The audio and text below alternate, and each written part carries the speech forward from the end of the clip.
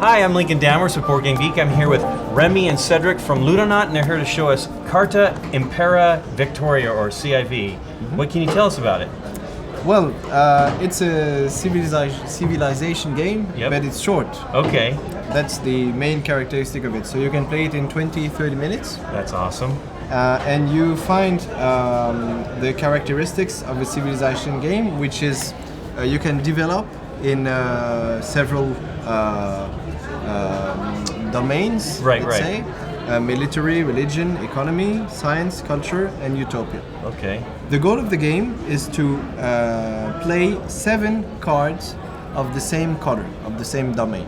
Okay. If any player plays 7 religion cards or military cards, he immediately wins the game. But other people are working against him doing that and trying to do that at the same time, play their 7 cards? Exactly. The flow is very simple. Every turn you play a card, then you complete your hand, and between these 2 steps you can use any of the power you win. Okay. How to win powers? As long as you have 2 cards of the same color, you get a power. For instance, if you have 2 religion cards, your hand limit increases. If you have 2 utopia cards, every turn you can take a card from the discard pile. Okay. Oh wow. Do you get to choose which one you pick? Or that's of course. Powerful. So, and of course, it's interesting to get combos, because with the combos you can have turns that are still very short. A turn is never longer than 20-30 seconds, so it's a very fast game. Right.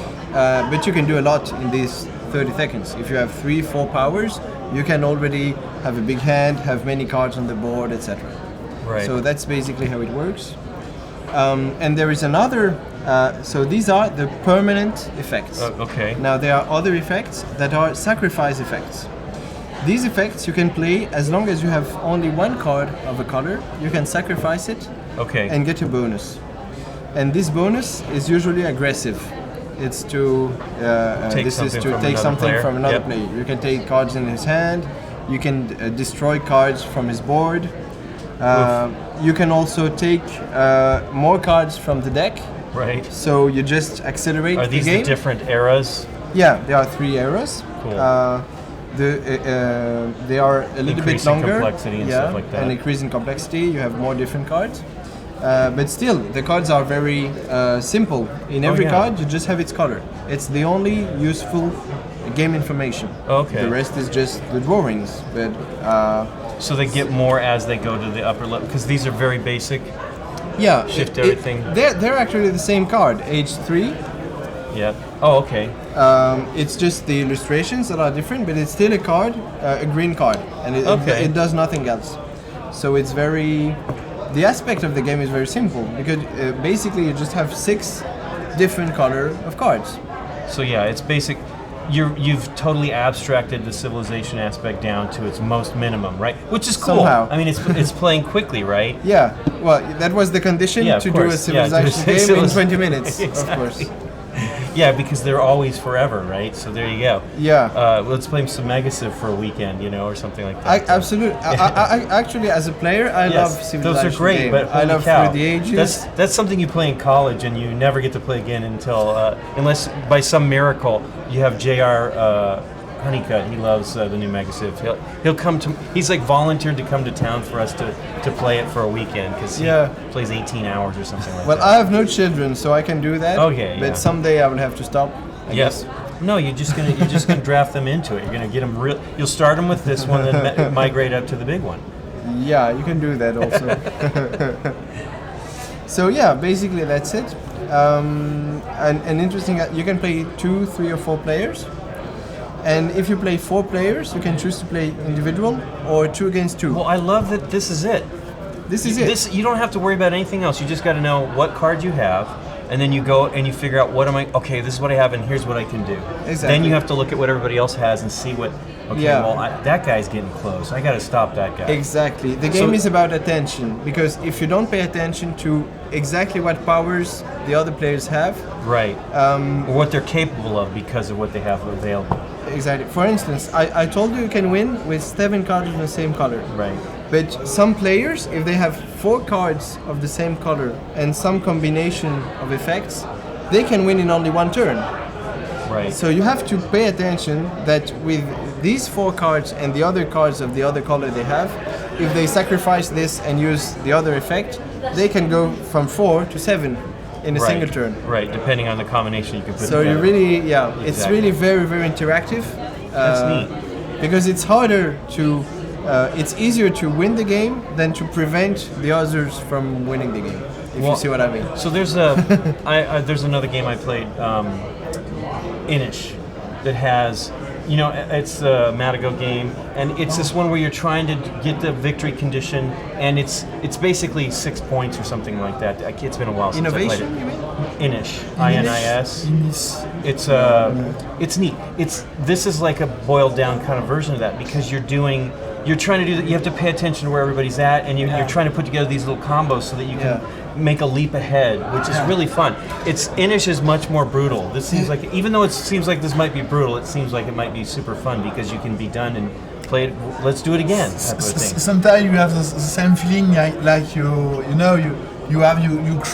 cry. No, I'm not the winner. I will lose, and you win. Point the other player on the table, and at your turn, okay, but I can do this one, and I win. Yep. So it's you have to metagame it too. The thing very interesting for me. It's very short, so you can try to convince the other player in a very short time. It's a concentration of the fact that there's interaction with, you have to interact with the other players. It's not a solitaire game. You can't. Oh yeah, absolutely not. And so you have to be paying attention to what they're playing and what they're drawing, because you have a hand, right? It's not visible. You'll just know what they've drawn. Have a hidden hand. Exactly.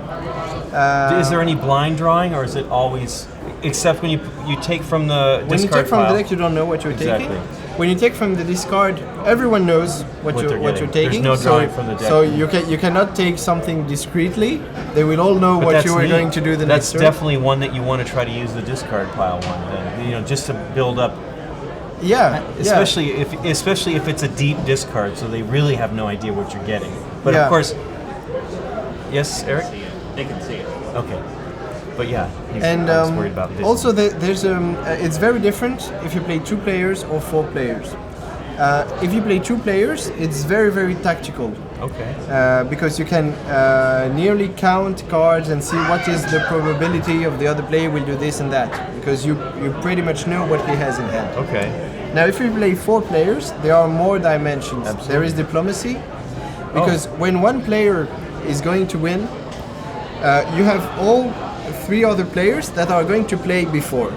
And so everyone wants the other to sacrifice. So you want to make deals, so you want to bluff it's truly them, a civilization etc. game with the negotiation stuff as well. That is great. And also, there's a bluffing thing that you can use, especially in the 2 versus 2, where one player of the team is going to go for victory, and the other is going to try to destroy the other team. Okay. And so by doing this, of course, after a few turns, it will completely be the opposite, because if you always destroy the same player, then you're the strong player and he's the weak they're one. Gonna So it's hate really you, exactly. As you say, it's, you say at the beginning it's quite small and abstract for a civilization game, but you have really some feeling like big civilization Actually, game. it seems totally like that.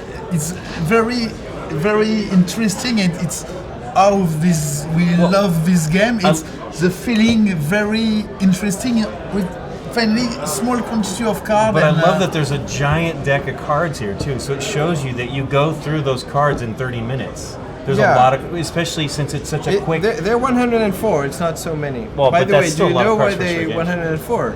Because it's 2 decks of cards? No. Okay. Because CIV Is in Roman is 104. 104. Yeah, okay. There you go. 2 decks of cards would be about 104. So you guys are being But creative. you're right, it's 2 decks of cards. Awesome. Well, thanks for showing us. I don't know if we showed the box. Carta Impera Victoria. Yeah. The box is bigger. This is the cover. I just wanted to show the name, but I realized we were not doing that. Well, cool. Thanks, guys. Thank you. Thank you.